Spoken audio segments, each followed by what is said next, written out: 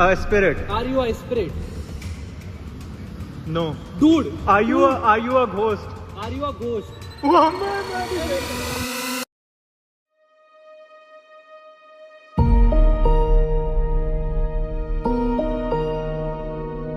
रचित यादव, जिसको आप लोग रचित रू के नाम से जानते होंगे, जिसके आज के दिन अराउंड 6 मिलियन सब्सक्राइबर्स के आसपास है।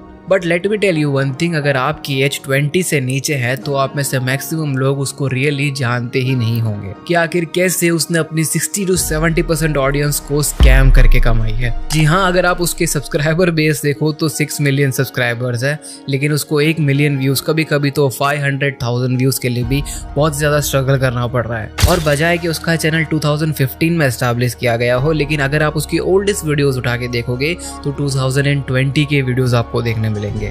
तो पिछले 5 सालों के वीडियोस जो इसने हाइड कर दिए हैं, ऐसा तो क्या ही कर दिया था इस बंदे ने कि वो सारे वीडियोस आज इसको प्राइवेट करके रखने पड़ रहे हैं। Because my friends, today we are going to uncover that how Rachitroo scammed his own audience.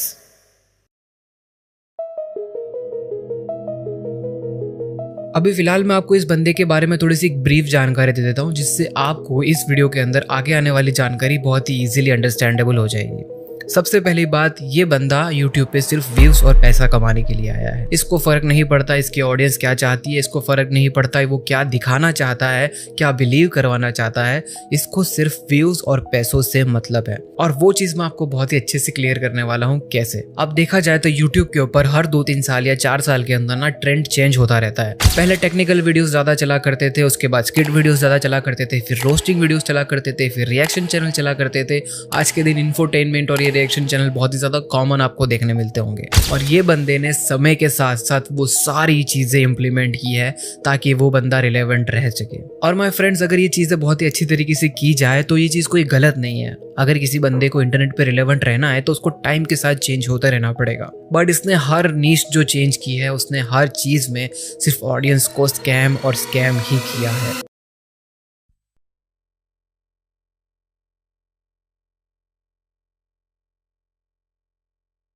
शुरू करते हैं 2015 में, जब इसका टेक रिलेटेड चैनल था with the name of so called technical guys, जिसके अंदर ये एप्लीकेशंस और कुछ गेम्स के रिव्यूज किया करता था और कैसे वो गेम्स या एप्लीकेशन को एक्सेस किया जाए उसके ऊपर वीडियोस बनाया करता था। और इसकी सबसे ज्यादा वीडियोस वायरल तभी के टाइम पे हुई थी क्योंकि मैंने भी इसको तभी डिस्कवर किया था, क्योंकि 2016 और 17 के आसपास नया नया जियो आया ही था और मेरे जैसे कुछ पुराने ग्रैंड थेफ्ट ऑटो फैंस के पास अभी तक GTA 5 आई नहीं थी और वो लोग इसको इंटरनेट पे देखना पसंद करते थे। और उस टाइम पे ये बंदा सबसे ज्यादा व्यूज लेके जाता था क्योंकि ये करता था अपनी ऑडियंस के साथ एक बहुत ही घिनौना स्कैम। ये यूट्यूब वीडियोस के थंबनेल पे लगा देता था कि कैसे 200 MB में या 400 MB के अंदर आपको पूरी की पूरी GTA 5 डाउनलोड करने मिल जाएगी, वो भी अपने मोबाइल फोन के अंदर। Like literally it's 2025 coming in few days, लेकिन आज के दिन भी GTA 5 एक मोबाइल डिवाइस के ऊपर खेलना without cloud gaming almost impossible है। और ये 2016-17 के टाइम पे 200 MB में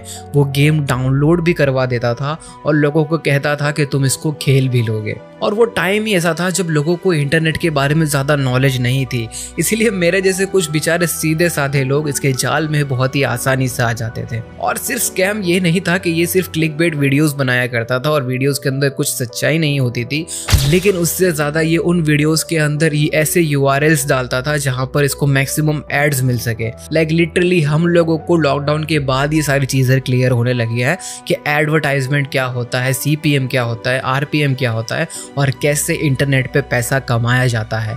ये बंदा 2016-17 में इतना ज़्यादा चालाक था कि जब ये हमको बोलता था कि GTA 5 तुमको इस लिंक पे मिलेगी, मेरी वेबसाइट पे जाओ, तो आपको वहाँ पर बिटली और ये स्ट्रिंग URL जैसे बहुत सारे URLs देखने को मिल जाते थे जिसके ऊपर अनलिमिटेड एड्स आती रहती थी, अनलिमिटेड पॉपअप्स आते रहते थे। क्या होता था उस टाइम पे कि तुम विटली की लिंक दे सकते थे, अगर विटली की लिंक से तुम्हारी लिंक से कोई डाउनलोड करता है तो काइंड लाइक एफिलिएट जैसे, तो तुम्हें पैसे आते थे। एज आई सेड अगेन, मेरे पास उतने पैसे नहीं थे, मेरे पास खुद का कंप्यूटर नहीं था, आई वाज बहुत छोटा, तो I saw this opportunity to make money, ठीक है ना। And as soon as like मैंने अपना कंप्यूटर लिया, मैंने ये चीजें छोड़ दी थी। एंड जैसे जैसे टाइम चेंज होता गया, इसने अपना जॉनर चेंज करना स्टार्ट कर दिया। सबसे पहले उसने टेक वीडियोस बनाया, उसके बाद गेमिंग वीडियोस बनाया, उसके बाद गेम प्ले वीडियोस बनाए, क्योंकि उस टाइम पे पबजी का टाइम चल रहा था। उसके बाद आज के दिन उसने रिएक्शन चैनल खोल लिया है and he is one of the wannabe Mister Beast का है। कभी इसके व्यूज में गिरावट आ जाती है तो ये लड़कियों को बुला के रैंडम चीजें करने लगता है, कभी कहीं पे हॉन्टेड प्लेसेस पर चला जाता है, बस कैसे ना कैसे वो व्यूज बटोर लेना चाहता है।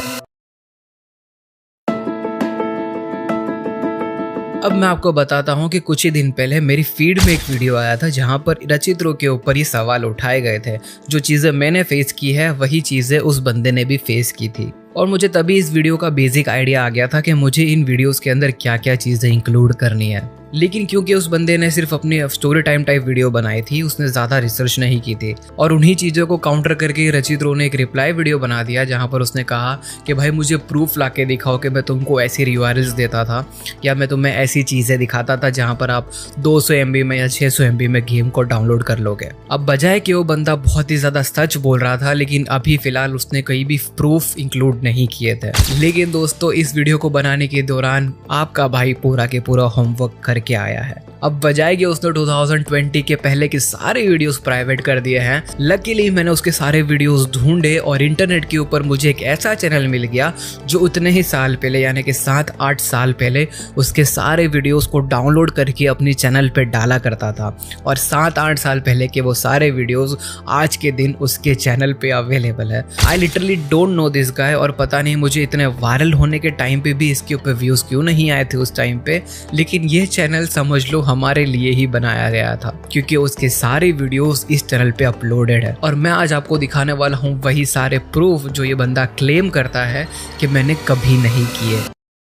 हाय नमस्कार दोस्तों, कैसे हैं आप सभी लोग। मेरा नाम है रचित यादव और आप सभी लोग देख रहे हैं टेक्निकल गाइस। और दोस्तों, आज की इस वीडियो में हम लोग बात करने वाले हैं कि हम अपने एंड्रॉइड डिवाइस में GTA 5 गेम को कैसे डाउनलोड करें और कैसे प्ले करें। सबसे पहले आपको इस वीडियो के अंदर ये बताएगा कि GTA 5 कैसे डाउनलोड की जाती है। अब बजाय कि हम लोग उस टाइम पे बच्चे थे, लेकिन हम लोग को इतना बेसिक नॉलेज हुआ करता था कि गेम 70-80 GB का है और वो 600 MB में नहीं आ सकता, तो ये बंदा अलग तरीके से ट्रिक खेल के वीडियोस बनाया करता था। ये बंदा बोलता था कि तुमको GTA 5 डाउनलोड नहीं करने मिलेगा, लेकिन GTA सैन एंड्रियास के अंदर आपको GTA 5 का मोड मिल जाएगा, जो कि GTA सैन एंड्रियास का मोड है, जिसमें आपको अल्ट्रा ENV ग्राफिक्स मिल जाएगा, वो भी सिर्फ और सिर्फ 650 MB में। और लिटरली वो 600 MB के अंदर आपको मोड मिल जाएगा। आई डोंट थिंक किसी को वो चीजें मिली होंगी, लेकिन इसको तो सिर्फ वीडियो ही बनाना था ना, तो इसने वो वीडियो बनाया। और इसने मैक्सिमम टाइम जो इसके मोस्ट वायरल वीडियोस थे उसके अंदर वीडियोस रिकॉर्ड भी नहीं किए हैं, ना ही एडिट किए हैं। सिर्फ जो फॉरेनर्स उस टाइम पे वीडियोस बनाया करते थे उनके हैंड कैम के वीडियो को ही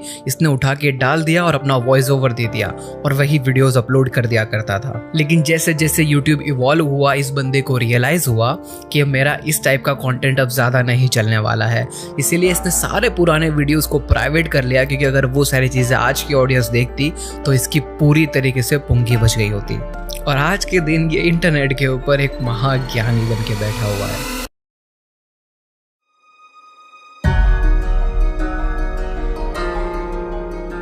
अब रचित्रो ने उसके रिप्लाई वाले वीडियो के अंदर कुछ और टॉपिक्स भी उठाए थे, जैसे कि उसने अपने आप को कवर करने के लिए कहा कि मैं उस टाइम पे बच्चा था इसलिए मैंने कुछ भी हरकतें कर दी, लेकिन आज मुझे रियलाइज हो चुका है कि मुझे वो सारी चीजें नहीं करनी चाहिए थी। लेकिन मैं आपको बताऊं, वो आज के दिन भी लोगों को उसी तरीके से स्कैम कर रहा है। Not exactly on the eyes, लेकिन वो आज भी ब्रेन रॉट कंटेंट बच्चों के लिए वैसा ही वैसा ही बना रहा है। 3-4 हज़ार का सस्ता मिलने वाला EMF डिवाइस लेके वो कब्रिस्तान पहुंच जाता है, ये कहते हुए कि मैं भूतों को और स्पिरिट से बात करने वाला हूँ। इंडिया, जापान, वियतनाम और पता नहीं बहुत सारे कंट्रीज की लड़कियों को साथ मिलके ये वीडियोस बनाता है कि मैंने आज इसको प्रपोज कर दिया या आज मैंने इसको गर्लफ्रेंड बना लिया। अब इस बंदे के चैनल के डेमोग्राफिक्स के अंदर जो ऑडियंस दिखाई देती होगी इसको, वो अराउंड 18 के आसपास की ही होगी, इसीलिए इसको पता है कि मुझे ब्रेन रॉट कंटेंट ही बनाना है जो ज़्यादा से ज़्यादा वायरल हो सके, क्योंकि उसको भी पता है कि भूतों और लड़कियों के आसपास का कंटेंट बनाने वाले यूट्यूबर्स आज कहाँ जाके बैठे हुए हैं। और आज के दिन बजाय कि इसके 6 मिलियन के आसपास सब्सक्राइबर्स है और ये अपना आपको as a gaming channel consider करता होगा या नहीं, लेकिन वो कंसिडर करने लायक तो बिल्कुल भी नहीं है। और लिटरली इसके चैनल के अबाउट सेक्शन में जाके देखा जाए